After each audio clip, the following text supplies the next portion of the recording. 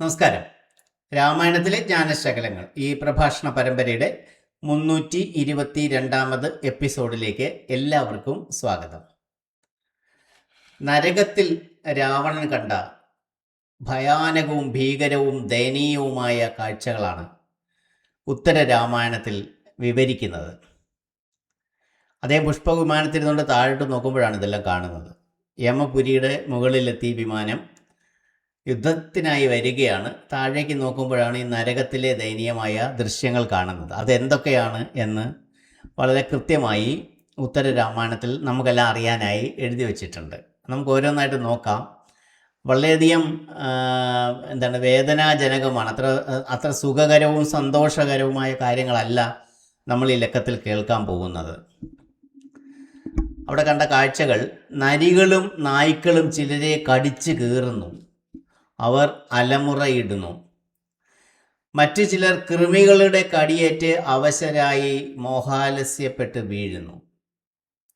ചിലരാകട്ടെ മരുഭൂമിയിലെ ചുട്ടുപൊള്ളുന്ന മണലിലൂടെ നിലവിളിച്ചുകൊണ്ട് നടന്നു പോകുന്നു.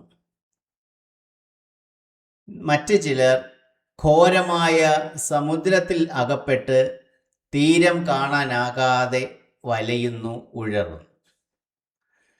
മറ്റു ചിലർ തീയിൽ കിടന്ന് പൊരിഞ്ഞ് ഉരുകി ശിവ ശിവ എന്ന് ഉറക്കെ വിളിച്ച് വിലപിക്കുന്നതും രാവണൻ കണ്ടു കേട്ടു.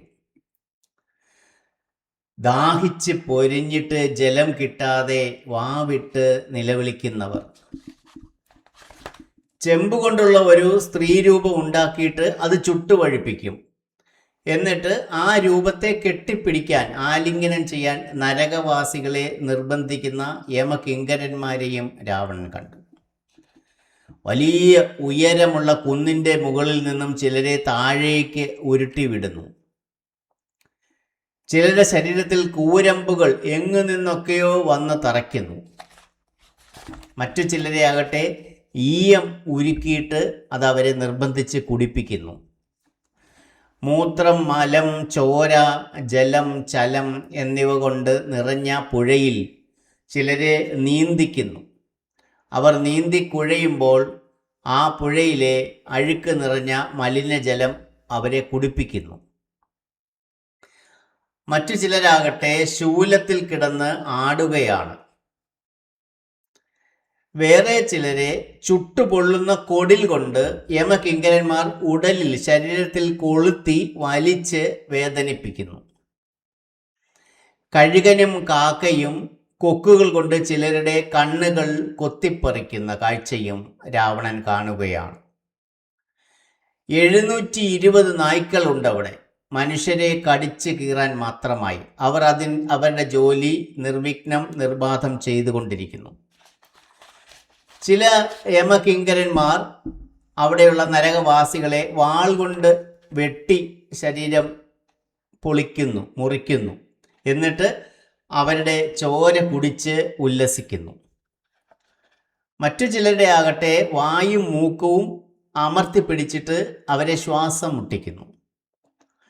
ചിലരെ മുള്ളിന്മേൽ കിടത്തിയിട്ട് വലിക്കുന്നു. അവരിങ്ങനെ ഉറക്കെ നിലവിളിക്കുകയാണ്. നരകത്തിലെ കാഴ്ചകളാണ്, രാവണൻ കണ്ട കാഴ്ചകളാണ് ഉത്തര രാമായണത്തിൽ രേഖപ്പെടുത്തിയിരിക്കുന്നത്. രാവണന് ഇതൊക്കെ കണ്ടിട്ട് വലിയ വിഷമമായി. ചിലരെ അയാൾ ദയോടുകൂടി കരയിലേക്ക് വലിച്ചു കയറ്റി രക്ഷിക്കാനായിട്ട് ശ്രമിക്കുകയാണ്. ആ സമയത്ത് യമകിങ്കരന്മാർ രാവണൻ്റെ അടുത്തേക്ക് ചീറി പാഞ്ഞു ചെന്നു. ഇവനാരാണ്? നമ്മുടെ രാജ്യത്ത് ക്ഷണിക്കപ്പെടാതെ വന്നിരിക്കുന്നവൻ ആരാണെന്ന് ഒട്ടും മനസ്സിലാകുന്നില്ലല്ലോ. ആ ആളിനെ തന്നെ കണ്ടാൽ വളരെ വിചിത്രമായിരിക്കുന്നല്ലോ. 10 തല, 20 കണ്ണ്, 20 കൈകൾ, ഒരു നീല നിറത്തിലുള്ള ഒരു പർവ്വതം പോലെ തോന്നിക്കുന്നു. ഞങ്ങളിവിടെ കാര്യങ്ങൾ നടത്തുന്നത് യമദേവന്റെ ആജ്ഞപ്രകാരമാണ്. അത് തടസ്സപ്പെടുത്താനുള്ള ധിക്കാരം കാണിക്കാൻ ഇവൻ ആരാണ്? കാഴ്ചയിലൊരു ഭയങ്കരനാണ്, പക്ഷെ ആരാണെന്ന് മനസ്സിലാവുന്നില്ല. ആരായാലും ശരി, യമരാജാവ് ഇവനെ കീഴടക്കും, അത് തീർച്ചയാണ്. ഇങ്ങനെയെല്ലാം അങ്ങോട്ടും ഇങ്ങോട്ടും പറഞ്ഞുകൊണ്ടിരുന്ന യമകിങ്കരന്മാർ ആയുധങ്ങൾ ഏന്തി രാവണന് നേരെ പാഞ്ഞെടുത്തു. രാവണന്റെ കൂടെയുള്ള രാക്ഷസന്മാർ അവരെ തടഞ്ഞു. യമകിങ്കരന്മാർ പുഷ്പക വിമാനത്തിന് നേരെ അമ്പുകളെയ്ത് അതിനെ നശിപ്പിക്കാൻ ശ്രമിക്കുന്നു. പുഷ്പക വിമാനം പണ്ട് ബ്രഹ്മാവ് സൃഷ്ടിച്ചതാണ്. അപ്പോൾ ഇത്തരത്തിലുള്ള അസ്ത്രപ്രയോഗം കൊണ്ടൊന്നും യാതൊരു കേടുപാടും വരുത്താൻ സാധിക്കില്ല. മാത്രമല്ല, പുഷ്പക വിമാനത്തെ തൊടാൻ പോലും, ഒരു പോറൽ പോലും ഏൽപ്പിക്കാൻ സാധിക്കുകയില്ല. അതേസമയം രാവണൻ അവിടെ ഇരുന്നുകൊണ്ട് തുരുതുര യമകിങ്കരന്മാർക്ക് നേരെ ശരങ്ങൾ വർഷിച്ചു. അവർ ഗദയും ശൂലവും വെച്ച് രാക്ഷസ സൈന്യത്തെ തിരികെ ആക്രമിച്ചു. രാക്ഷസ സൈന്യം ഭയന്ന് നാലുപാടും ചിന്നിച്ചിതറി. 3 ലോകങ്ങളും ഇത് കണ്ട് ഇളകി മറിഞ്ഞു. അപ്പം രാക്ഷസന്മാർ ക്ഷീണിക്കുന്നത് കണ്ടിട്ട് രാവണന് കോപം വന്നു. കോപം സഹിക്കാനായില്ല.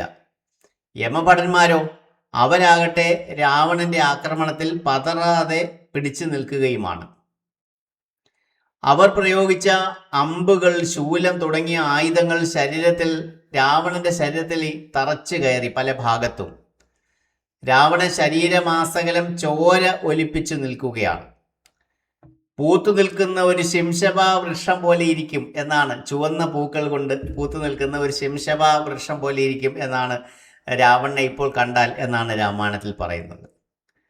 അത്യന്തം കോപിഷ്ഠനായ രാവണൻ വിമാനത്തിൽ നിന്ന് ചാടി ഇറങ്ങി. യുദ്ധക്കളത്തിലേക്ക് അദ്ദേഹം ചാടി ഇറങ്ങുകയാണ്, രണ്ടും കൽപ്പിച്ച്. വില്ലും ശരവും കയ്യിലെടുത്ത് യമകിങ്കരന്മാരോട് നിന്നെയെല്ലാം ഇപ്പോൾ കൊല്ലും എന്ന് ആക്രോശിച്ചുകൊണ്ട് രാവണൻ ചാടി ഇറങ്ങി യുദ്ധം ആരംഭിക്കുന്ന വേളയിലാണ് നമ്മൾ ഇന്നത്തെ ലക്കം പൂർണ്ണമാകുന്നത്. ഇനി എന്താണ് സംഭവിക്കുന്നത് കാണാം അടുത്ത 323ാമത് എപ്പിസോഡിൽ. അതുവരേക്കും നന്ദി, നമസ്കാരം.